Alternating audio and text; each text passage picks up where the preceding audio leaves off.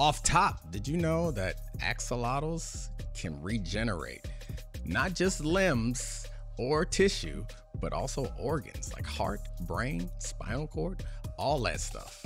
Just make a new one. Play the music. This is the Domonique Foxworth Show.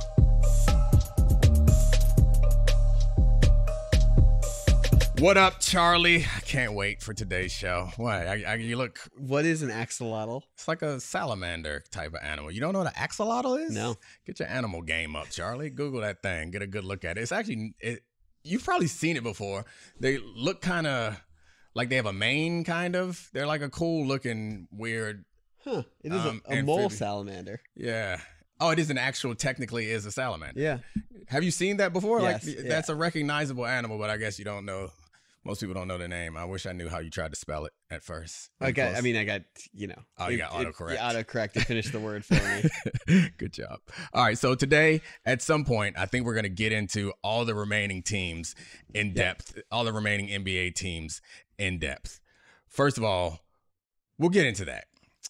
I was going to address the fact that you got your legs out and that you're dressed like a 50-year-old grandfather, maybe 55-year-old grandfather, but we're not going to talk about how your legs look like petri dishes with little single cell organisms living on top. I think the hair, they're so pale and the hair looks like little single cell organisms floating around in a petri dish.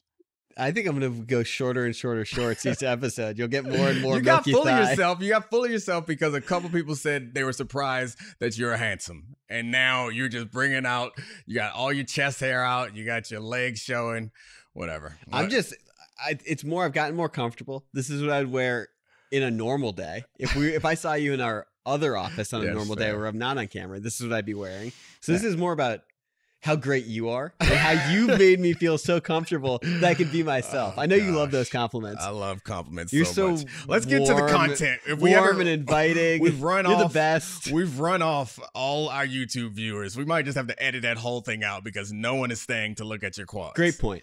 All right. So what we want to talk about, or at least where I want to start, is convince me that the Celtics have a chance. I think I'm almost there. I've started to convince myself. They've gotten one game, and when you guys are listening to it, they will be about to play another, and hopefully for their sake and for the sake of an entertaining finals or an entertaining conference finals, they could potentially get another one. It seems that it comes down to, at least, they don't attack the basket, which means they live and die by the three. Their defense seems better. But that's what it comes down to, is they're going to hit their shots. They don't. I guess I can't say they don't attack the basket because Tatum attacked the basket a lot this game, but they don't get a lot of free throws. When you look at the way they compose their points and how good their defense is, the scoring is so reliant on Jason Tatum. Is he hitting or not hitting? Yeah. And that's the factor, is he's going to have to go into that 51-point mode for a couple more games. And I think it also depends on the Heat, because the Heat, we recognize that they are probably the least talented team to make it this far in the playoffs in a long time. Yeah. And some of their players who we've come to expect, like Gabe Vincent, come to expect him to show up big, is rolled his ankle, so that could play into it also. Caleb Martin. Yeah. Well, Caleb got hurt? No, I'm just saying another player who we're just expecting to be a legitimate dominant force in the conference finals. That's right. So some of those players, Duncan Robinson, who's not a dominant force, but it's been a productive, frankly, centerpiece of their offense at certain points. Like it seems like that's their offense that they want to go to when they sit Jimmy down. It's like, all right, we're going to run Duncan off a bunch of screens, and hopefully his shooting ability either hits a three or opens up things for other people. So... and Kyle Lowry's older, so that's what we have to believe in. I think it's probably, I've talked myself into more, the Heat would have to struggle more than the Celtics are going to have to play incredibly well for this series to turn into something. I agree. And so statistically, during the regular season, the Heat were not a great three-point shooting team. They're right around 34%. Right. Coming into Game 4, they were shooting 48% in the conference finals, and that reverted back to 33.9. So the question is like, which Heat team are we going to get? Are we going to get the team where Jimmy Butler can provide relentless rim pressure with Bam Adebayo, and their open shots that are created, they're going to knock down half of them, in which case they aren't really an underdog if you're going to shoot 50% for three?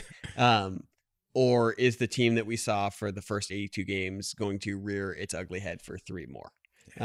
Because if you're talking about sustainability of who's more in game to game, what should you expect?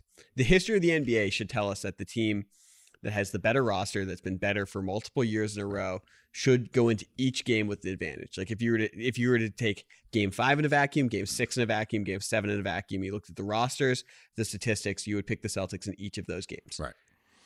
But the but I have here is there's literally no logic with Jimmy Butler in the Miami Heat. Yeah. None. I mean, at some point we'll talk about all the things that the Heat have accomplished since Pat Riley got there. It's impressive. It's outstanding. It's up there with any other team over this stretch. However, I'm having a hard time with the analysis of this Celtics team because so much of it is just analysis of what their heart or their hunger or them quitting, which, like, I get it. I work on TV too, and I know that we are entertainers as much as we are informers. What? Well, we're not just like, we aren't just the only ones who are like speculating here. We have the weird stuff that's been leaked about them being upset about Udoka's firing and how that was handled. We have the stuff about them pretending to be nice at press conferences when they don't really like each other. So those to me are post hoc justifications. Like, that's my assumption is every team I've ever been on, we've had turmoil. We've had issues. There's always a story to be told. And I think more often what we do is we take the biggest, shiniest thing and try to attribute the result to that big, shiny thing. Just like with the Warriors. Yeah. No matter what happened with the Warriors, after Jordan Poole got punched in the face by Draymond Green, the story of the season was going to hinge on that. Had they won the finals, we'd have said that punch was the difference in the season. It's what brought them together. It's what, like, right? That's the story we would have told. Or they overcame the punch. They overcame the punch or something like that. Or it required Draymond to mature to a point that they needed for him to be like, that's what the story would have been. Counterpoint, or it forced them to be so bad that they had to trade Jordan Poole's bum ass for a competent NBA player. That's the story for next year's championship when the Warriors win that. But I guess that's, I don't know. The older I get, the more I realize that I don't actually know anything. I feel like my 20s was about being arrogant and wrong, and my 30s was like, oh yeah, that guy was arrogant and wrong. But now that I've entered my 40s, I've just accepted that I don't know shit. And I think no one really knows a lot of things, and we try to take these big shiny pieces and use them. And this is, I feel like we've spun off into a much broader conversation about you want to attribute certain successes or failures in your life or in anything, in business, in any walk of life. You want to attribute them to some like neat, coherent storyline. And this was when I buckled down and said I was gonna be the man. I can't believe you're saying this, because I feel like this is going counter to the entire Domonique Foxworth ethos of team building, of organizational culture. Yeah, like, it's not going against this is not about organizational culture. Well, it is, because in the NBA, we've talked about this. The culture is set by the best players on the team. And if there's organizational strife from Jason Tatum, Jaylen Brown, and Marcus Smart, that is sort of the team culture that's been sort of pervasive and insidious for 6 years and is getting worse. Yeah, so I don't think that it's getting worse necessarily. And I think that what the 6 to whatever year run that they've had, it's been largely successful. Very successful. Right. So like what we do in the playoffs is a combination of looking for this shiny thing to blame things on. And also we swing crazy like a pendulum on the result of every game. From 51 points to he's the second coming. Last year, we were comparing Jason Tatum to Kevin Durant. Yeah. And now we're like... He kicked his ass in the first round. Yeah. Swept him. Boom. Well, I mean, it was a tight sweep, kind of like the Lakers one. But anyway, you're trying to get me mad because you know how I feel about KD. But anyway, the point that I'm making is it just, I don't know. What really has bothered me about this is the storification of all of this stuff about how mentally tough Jason Tatum and Jaylen Brown are, and how they gave up and they quit. No, they got their asses beat. I didn't get any sense from watching them play. And it was an ugly ass beating that people are like, oh, they don't care. And they're like questioning them as humans. And I think it is also particularly offensive when I look at some of the people that are doing it. Like Chuck, Charles Barkley, and Shaquille O'Neal. Yeah, they can say whatever they want. But like, all these regular ass sports journalists out here who like, man, they just don't got it. They gave up. They're not tough. Like, stop it. They got their asses beat. You don't get to this level of playing. And yeah, maybe there's another level that they haven't gotten to yet. But it's not as if these players and this team has not overcome things in the past. And we're just swinging on the last game. Like, oh, no, but it's, I mean, I actually sort of disagree a tiny bit. It's like, the rule of the NBA is the more talented teams usually win. And that's why players get so much credit for championships is, oh, you're better than them. It's a 7-game series. You should win. And so when you have a team that was one of the best defensive teams we'd seen in a long time with the 2022 Celtics, and Jaylen Brown and Marcus Smart stop playing defense, the team gets considerably worse in their postseason run and then goes down 3-0 against a Heat team that has a significant talent deficit. You have to attribute it to something, and you're not going to attribute it to, oh, they're just worse players than we thought. Right. So it has to be cohesion. It has to be effort. Even Joe Mazzulla said that there were points where he's like, I have to do better. I think I've lost part of the locker room. Well, okay, if that's the case and you only liked half a season of Ime Udoka because he called them soft every chance they could until they responded. Well, you ran Brad Stevens into the front office. He was one of the best coaches we had seen in decades in the NBA. Mazzulla was like a chosen assistant. Like, we have to look at the players somewhat, and they're dogless. No, they're momentarily dogless. This is ridiculous. See, that's where I draw the line. I'm not saying that they don't deserve blame, but the criticism that they aren't tough is like, okay, a team that's bad for the beginning of the season and then turns into the best team in the league for the second half of the season and then runs through the playoffs all the way to the finals is a team that has some dog. A ton of dog. Okay, so then all of a sudden we can't predict a team that is down and has to win back-to-back closeout games against the 76ers. That is a team that is not dogless. Like that's the thing James that Harden. blows my. Thanks, James Harden. No Whatever. dog. Well, you have more dog than James Harden and Joel Embiid. Congratulations, Boston Celtics. You're tougher than Embiid and Harden. This is you now just trying to I'm win the debate. I'm quaking with debate. Tobias Harris on the other side. Last season required dog, right? Oh yeah. Okay, so now all of a sudden it's dead. Their dog died between seasons. Ime Udoka took the dog out when he left. No, maybe it's not a dog. Maybe it's cohesion and things run its course.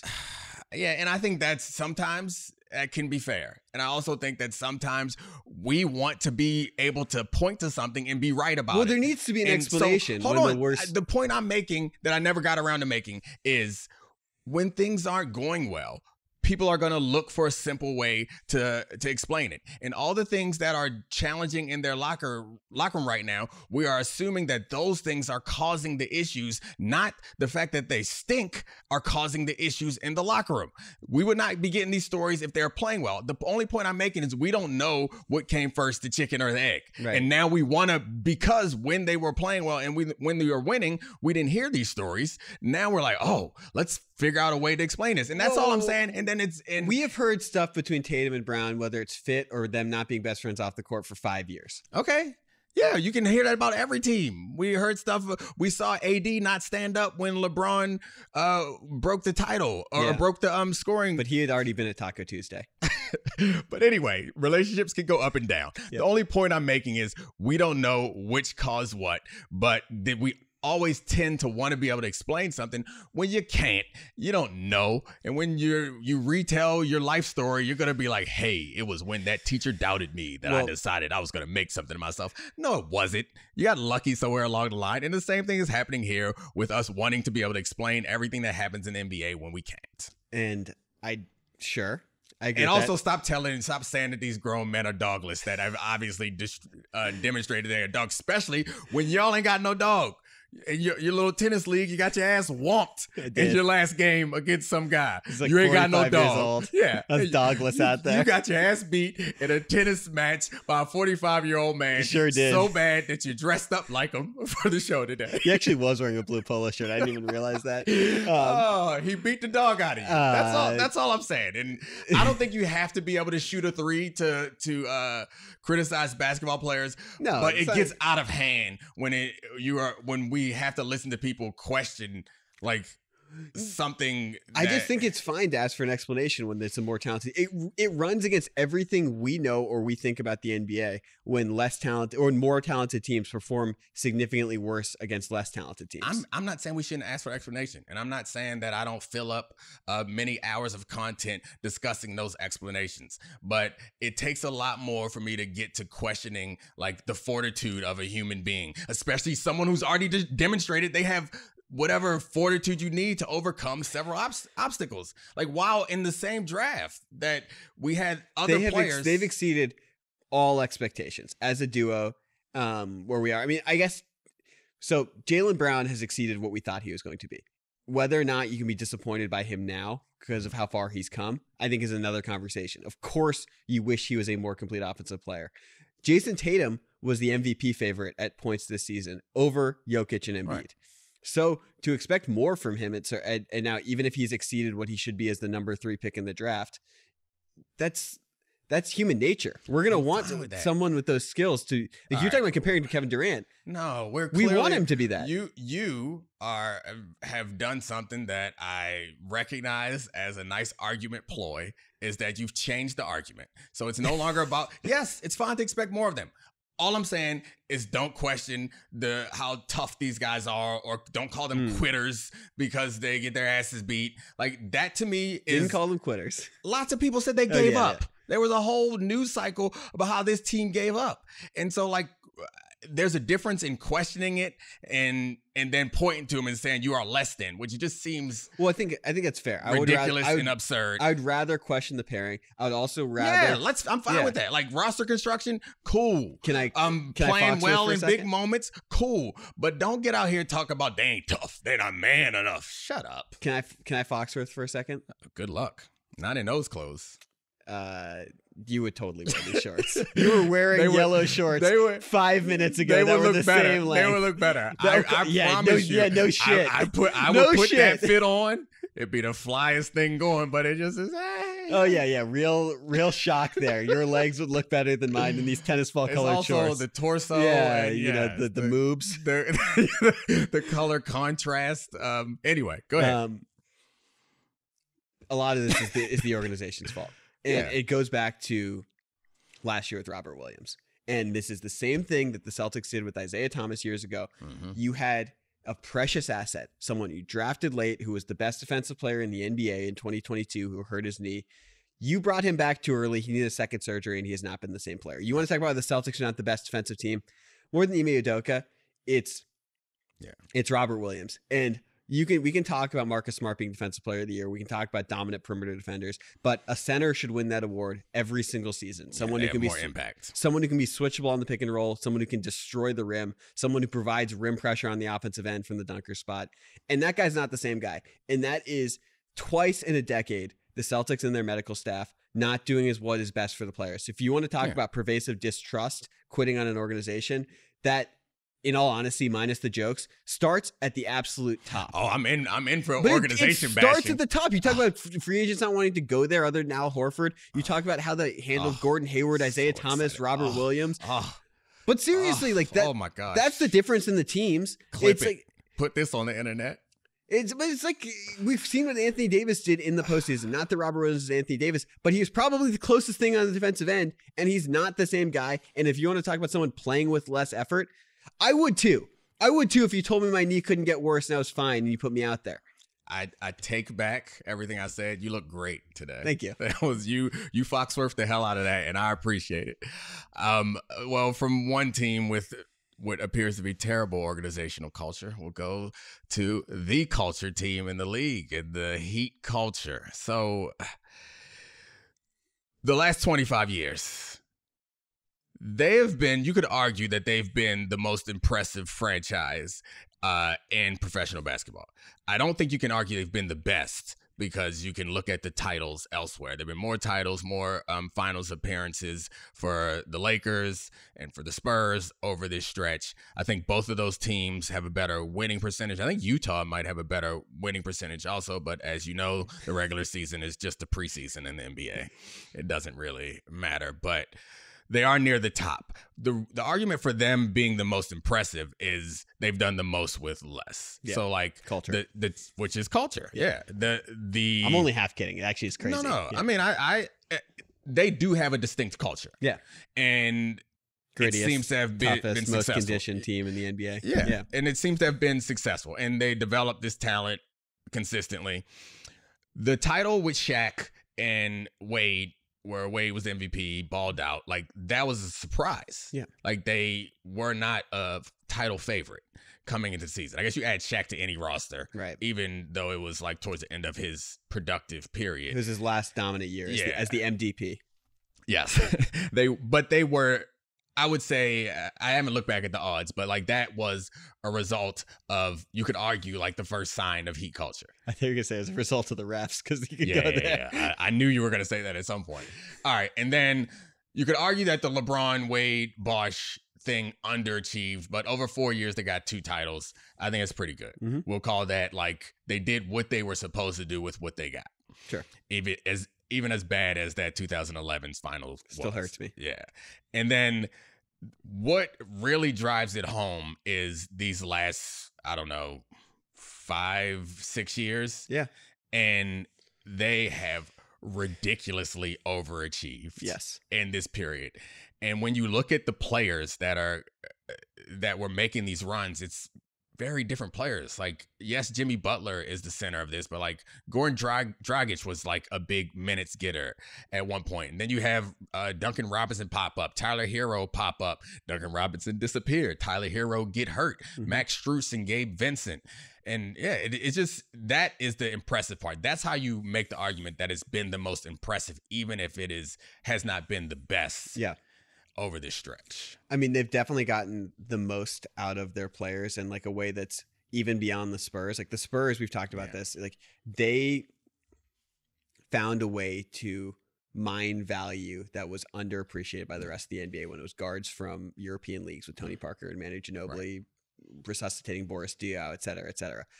The Heat doing it with undrafted players, I actually don't think it's repeatable without the team culture, the coaching staff, the training staff, and their development plan. Like, has anybody ever taken a leap like Jimmy Butler has at this point in his career?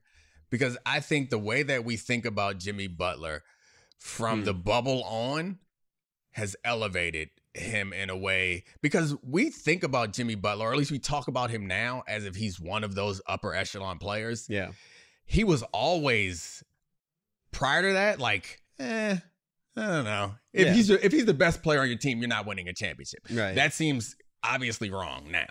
Yeah, I mean, I think he's improved as much. I mean, it's so hard to say because you look at the other side of the bracket, and Jokic was the 41st pick in the draft, and it took him like 3 years, and then he's, all NBA every single year. I think there have been... I'm talking about a leap at this point in their career, though, is the point that I'm talking about. I don't know. Because honestly, off the top of my head, I can't think of it. Like in basketball, Yeah. When they're 14, and the exception of Giannis and Jokic, but like, pretty early on the ceiling. And Jimmy Butler, we all thought he had already reached his ceiling. Ironically, I think you could think of Kyle Lowry as someone who bounced around to a couple teams. Like he was in He never Memphis. got to this level, though. Never got to this level. Chauncey Billups, who he won a finals MVP, but he was also just never as good as Jimmy Butler is now. And he had several years where teams just were like, we will just don't want you here. Go play elsewhere. There's nothing like the image leap that he's taken this year's playoffs, combined with the bubble playoffs and combined with the run that they made last year when his shot at the end was the difference in them being in the finals and the Celtics not being in the finals, and us yelling about how the Celtics didn't have no dog back then.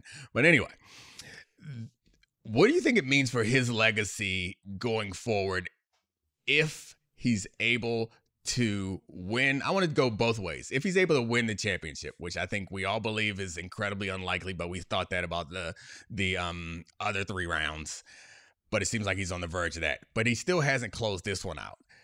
As much goodwill as his reputation has gained, what if the Celtics come back and win, do you think that Jimmy loses all that he's gained or loses some of that He he's has gained? to. He has to. Like, I mean, like, we got so much traction out of the 3-1 jokes with Steph and LeBron, and that was with Stephen Curry, who was a 2-time MVP and already is a champion. If Jimmy Butler, who we all elevated to be top of the list of guys you'd want in a postseason series, loses 4 in a row to the Celtics, no matter what the talent deficit is, like that will be a stain on how we view him as a playoff performer, fair or not. How high do you think he gets if he beats Jokic and the Nuggets and wins the championship as the Finals MVP? It is totally unprecedented. We were looking at Finals MVPs, and there are some ones who are not the best player on their team, whether it's Andre Iguodala or Tony Parker in 2007 with the Spurs, Joe Dumars, who's playing with Isaiah Thomas, and then the Chauncey Billups Pistons team. But that's the only team that didn't have like a true superstar where they just weren't the best player in that series or someone got like white hot. Jimmy Butler in the Heat doing this, it would be the greatest run in NBA history for a team, overachieving. Yeah. It would be the biggest upset in NBA history that this team wins the title as an 8 seed. It would be without precedent, and you could look at that two ways. That Jimmy Butler is in his own tier, completely unique, sort of floating in purgatory between Pantheon level guys, or you can say that you have to view him that way. You have to view him as a Dirk Nowitzki, not Giannis, multiple MVPs, and probably not Dirk with MVPs, but like in that tier of someone whose superlative run was so great that you have to put him as like a top 25 player of all time, top-ish. What he's done in the playoffs, and I guess Dirk is a reasonable comparison. If Dirk had 30,000 points, won MVPs, no, but I guess I'm not talking about them as a player. Yeah. Over the course of their career, I'm talking about the playoff run. No one's had a playoff run like this with a group of guys that are not also in all-star conversations. It's crazy. And realistic high towns. I know that much has been made of like Jokic doing it without players who were in the All-Star game, but we all know they have All-Star caliber players who just haven't been in the All-Star game. So I guess that's the thing that intrigues me about this is how will we talk about Jimmy Butler if he's able to pull this all the way off? Because we've already elevated him to talking about how no one's like him except for Jordan in the playoffs, which, I mean, that's the conversation that was being had last week. And that it's just so silly. It's silly, but I mean, he's been elevated to that because we swing on these ridiculous pendulums. It's Michael fucking Jordan. Yeah. And speaking of us finding ways to justify this foolishness, I think like playing music in the locker room is one of the reasons why they turned it around, because Jimmy was playing some old rock. I don't know. Yeah. It's just nonsense, and you know it and I know it. Here's one thing I do think. In this, I think that don't make threes go in. Yeah. Well, I think we'll start having a legitimate case for Eric Spoelstra as the best coach in the history of basketball if they win this title. Right. Because there's a lot of meat left on that bone. He could be doing this for a couple more decades. He'll have 3 titles, a 4th finals appearance, and it's not just 5th finals appearance, and not just that he can coach LeBron James, so he can win with the scrappiest bunch of underdogs the league has ever seen. Because this is not like, I think people will point to the 2004 Pistons. They had 4 All-Stars, 4 guys who made all defensive teams, multiple guys who made all NBA teams. Ben Wallace, who won multiple Defensive Player of the Years. Talent wise and accolades wise, not comparable to this Heat team whatsoever. Yeah, I mean, Tayshaun Prince is the first round guy. So was Rip, was a first round guy. Chauncey was a first round guy too. 3rd pick in the draft. Yeah. I guess Ben Wallace wasn't. No. Right. He was kind of the fine. Sheed was also top of the first round guy. Yeah. So they were full of talent. They just were not the favorites. And they didn't have an A1 guy. They didn't even have a Jimmy. Yeah. All right, so I think we go from one team that's not super talented but is playing well to a team that is playing well and is super talented. Like, I want to talk about the Nuggets. Yeah. Like, what is the future for the Nuggets? So there's a route, or there's a path that we see laid out in front of us right now that we think the Nuggets are likely going to be the finals favorites and likely going to win the championship. Jokic, MVP, all of that. That led us to think about what is next for them in the future. And it seems like the future is really bright for them. And of course, with injuries and stuff, they know better than anyone else is that you can't like count your chickens before they hatch. But I don't think Jokic is going to get hurt.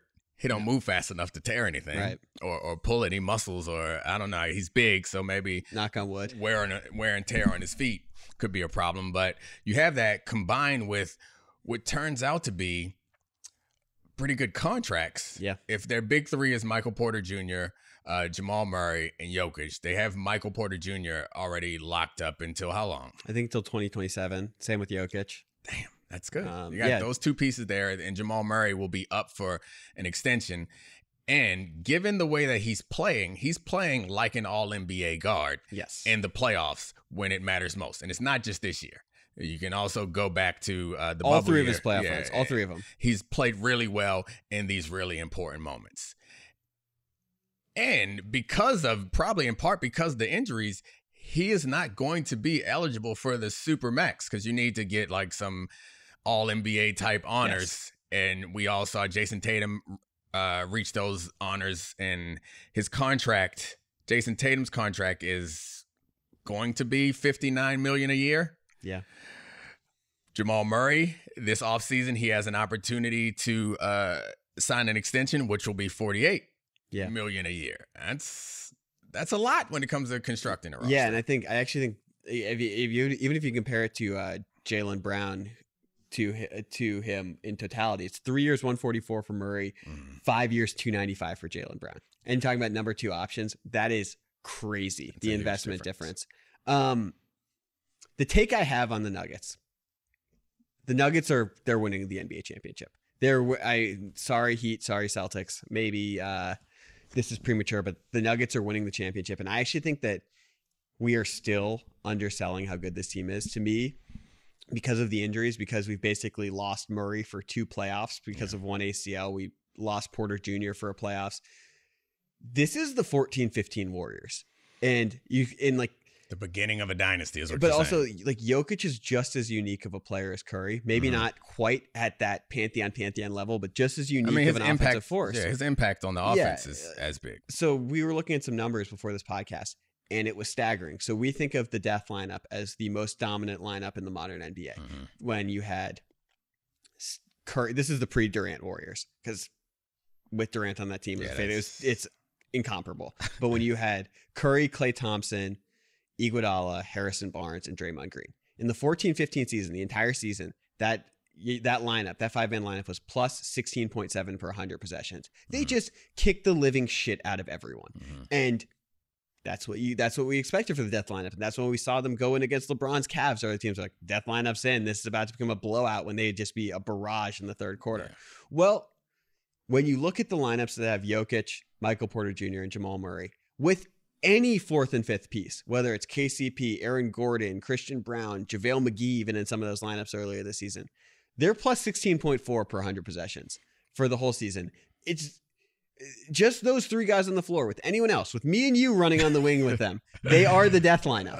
And like that hasn't been thought about. We didn't even have faith in them going into the postseason because of their 1 month swoon where Jokic wasn't comfortable with the MVP dialogue. It wasn't even because of the 1 month swoon, because I am one of those people who was not confident before the playoffs. It was just because we hadn't seen it. Yeah. And I had gotten so brainwashed by the idea of needing a big wing to be like a go-to guy, and I underappreciated how good Jamal Murray was going to be, because I think that at no point did I have any issue with Jokic or thinking that he wasn't good enough, but I just remembering how the playoffs always end up looking. Yeah, a ball handler is gonna have to make some plays for you, and Jokic is a ball handler, but you get what I'm saying. Yeah, and I had just completely forgotten that Jamal Murray is that dude in that situation. He's capable, and he's been that all the way through the playoffs. I haven't been as wrong as some other people, which is nice. I can fly under the radar this year.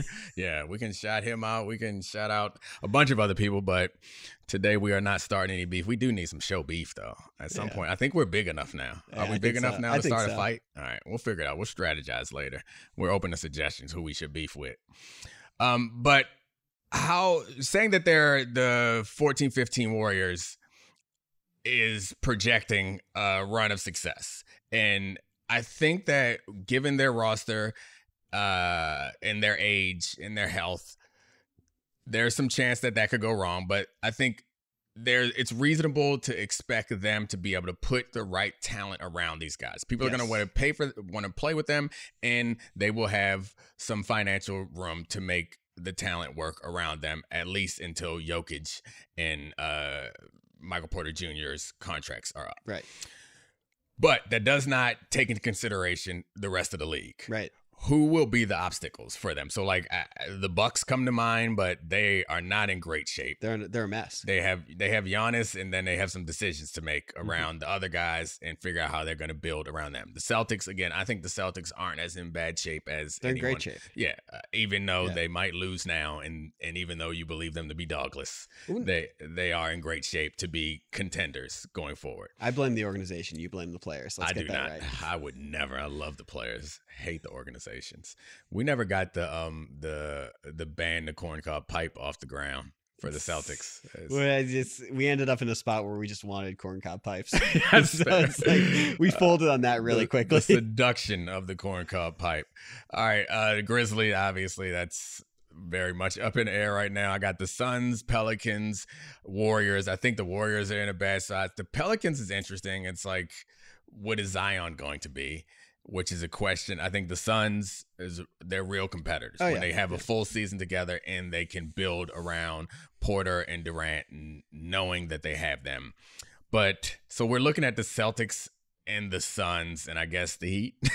Definitely. And the Bucks. I mean, any team that's Giannis, any team that has Steph Curry. Like, I think it's become so abundantly clear in this postseason that even regular season matters for seeding. Like winning begets winning in the NBA, which makes projecting the Heat forward in future seasons more difficult. I forgot about the Kings. Yeah, the Kings are definitely up there, but I think any team that has you can rebuild around Curry, you can rebuild around Giannis. It just seems so. I guess the interesting part of this is, does it look like anyone else is in better shape? No. The Nuggets are in the best shape to move forward for the next few years. And like, of course, Michael Porter Jr.'s back can be a huge thorn in this if you're paying a guy $35 million a year and he stops being able to be a functional player. But his movement's improved. He's become a good defender. He's become a really useful player. To me, it's like, I actually think that this asset became underappreciated for us as a team because of the injuries the last 2 years. Mm-hmm. And like, we would view this as more expected than shocking had Jokic not been on 2 playoff teams without any co-stars. Yeah, I guess that's right. What are you projecting for them going forward, championship wise? What would you put the over under for them for championships for the next 5 years? That's about how long we think that this current group is safe and stable. The over under, I think, is, if you're not including this year, is 1.5. Like 2 championships, I think is a successful run for any NBA team. There's so much player movement. There's so much chicanery that happens with big market teams. There's going to be a lot less, though. Maybe. I mean, like, it's like, what happens if the next mega star ends up on a different team and is loaded? What happens if there's a Jaylen Brown trade that gives the Celtics like an A1 with Tatum? What happens if Kyrie signs for the veteran minimum with the Lakers and like they have one final run with like a super team? I think Kyrie is not signing for the veterans minimum. Of course, I'm just saying, like, there's so much weird stuff that happens with player movement. I got you, but I guess I need to take some time to really understand the new cap rules. Yeah. After the latest CBA kicks in, because if I remember reading through them, there was like restrictions on trades that you can make, restrictions on, like, it just felt like everything was about keeping things a lot more stagnant. But I guess it also, with the what's going to happen is, with these more aggressive luxury tax rules, there probably will be some actual good players that have to go into free agency, which that'll be interesting. That'll mix the league up a little bit more, and players will sign places that have money, which is something that hasn't happened much in the past. You know what I mean? Like, players would go places where they thought they were better suited to win. Yeah. Mostly. It was not like, whereas in football and other sports, it's like, I'm a free agent who got some money. Well, and if you're going to do that, if you're going to flatten the movement, then the Nuggets should be the favorite. But yeah, I'm not sure that the long-term impact is that the movement is flattened. I think that the movement will be more more consistent, I guess. It'll be more about we're not going to go into the tax than I want off this team, as it has been in the past, right? It seems like I don't know. I feel like that's so far gone with NBA players where they've gotten... No, it's not that I think the player's going to stop. I think that, and again, this is probably irresponsible of me having not really investigated the new CBA, but as I understand it, it's going to be harder to cobble together enough contracts to move a guy. Especially when the salaries are going to it's gonna be hard to move guys. It's gonna be hard to get together a bunch of top talent because of the more onerous luxury tax. They're not gonna remove the power from the players or the incentive of the players to go to other locations. They're just going to make it really difficult for the players to be able to orchestrate the trades and the movements that they want to. That's what it seems like is gonna happen to me. Dirty dog, Adam Silver. You know how I feel about Adam Silver, man. Like I like Adam Silver. He's a fun guy to talk to, but it's not a judgment of him as much as it's the job. So while he was building up all this goodwill, and y'all was like, he's the most progressive commissioner. Yeah, he's just simping for the players 24/7. Nothing that matters and then the CBA comes around and you look up and you see what's happening. One of these times in the summer when there's less to talk about, I'm doing deep dive union talk because that is what I'm actually passionate about. Sleep podcast for everyone. That's fine. They can sleep, but I'm gonna put it out in the world for the 13 Insomnia people that Solved like it. by Domonique Foxworth. It will be intense and interesting.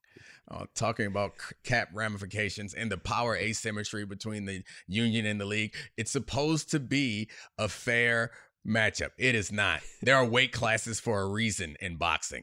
There's no weight classes in multi-billion-dollar sports mega. I'm done. I hate this. I mean, like, we're the fans just getting punched in the face by the welterweights and the heavyweights in this one. So, but that's what you're into. You like it. Yeah, that takes us to Roman Roy. Does that take us to Succession? Oh, perfect. Yeah, let's do that. All right, so Succession season finale or series finale this Sunday. Can't wait to watch it. What's your prediction for how it ends? Who ends? So it seemed like it was coming down to the big chair being held, which is CEO of the Waystar Royco. Yeah, it was coming down to the three siblings, Kendall, Roman, and Shiv. Seems like Roman fell out of the running recently or took himself out of the running recently.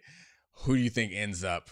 I guess you can put your buddy. Yeah, we could put Greg in there. See Greg in the mix. Buddy of Lucas Madsen, if Greg is going to end up in the big chair. I think it's our number one boy. I think it's Kendall. Yeah. I think we've been, obviously people have talked about like the King Lear comparisons, the Hamlet comparisons with all of it. I just think that he's going to end up with what he wants, but he's going to lose it all.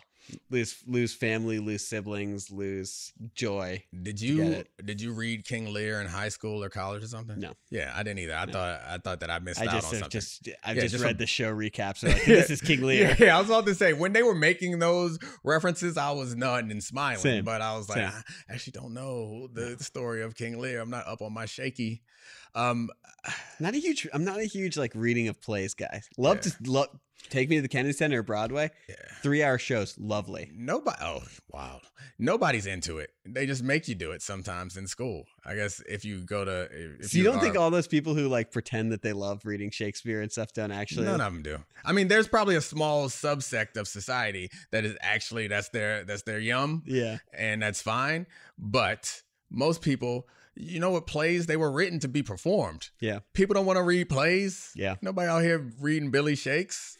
It's just not what's popping. Anyway, I think the point of the show, I guess I have this distinct feeling that we are going to not necessarily be disappointed, but we are going to, the questions that we thought were going to be answered aren't going to be answered.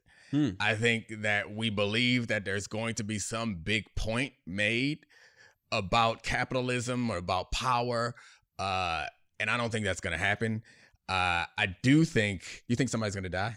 No, I don't. You don't think he was going to die? I thought that would have happened in the penultimate episode. Yeah. I do think that there is going to be, you're probably right. I agree. Kendall's going to be the CEO, but he's going to be broken. Yeah. Like it's going to be him getting the brass ring and then realizing that it sucks to have it, but also just like living in it. Yeah, and even like we saw it where he's talking to Roman in the last episode, he's just becoming much more and more like his father. All of the empathy that we felt for Kendall for 4 seasons, it's like if you just turn into Logan, it was all for naught. Do you hate all these characters? Because I don't hate them, No. and I root for Kendall Roy, even though they're like all terrible. Yeah, I know that they're all terrible. I know that I'm supposed to hate them, but when I like listen to other people talking about it, they're like, everyone's so unlikable, and it's like, yeah, I guess, but I just feel sorry for everybody. I root for all of the characters, except for I lost the ability to root for Roman in the election episode. But other than that, like that just gave me PTSD. Other than that, like I still root for all the characters. I root for Tom and Greg. Greg's the best. It's one of the most beautiful modern love stories. Oh man, I was trying to find the black character on that show that I could root for. Good times. All right. Well, thank you, Charlie. They had Sanaa Lathan on there for like 1 season. That was one. Oh, Kendall's assistant. Yeah, she's black. There we go. She went to NCS. There we go. Yeah. All right. Well, anyways, Charlie, thank you again. I would like to thank your milky white thighs for joining the show. Also, thank you, Christina Buswell, Sarah Abbott, Adi Khan, and obviously the good people at Podville for this beautiful set. All right. See y'all next time. I'll keep Gregging for you. Charlie, keep Gregging for me. This is the Domonique Foxworth Show.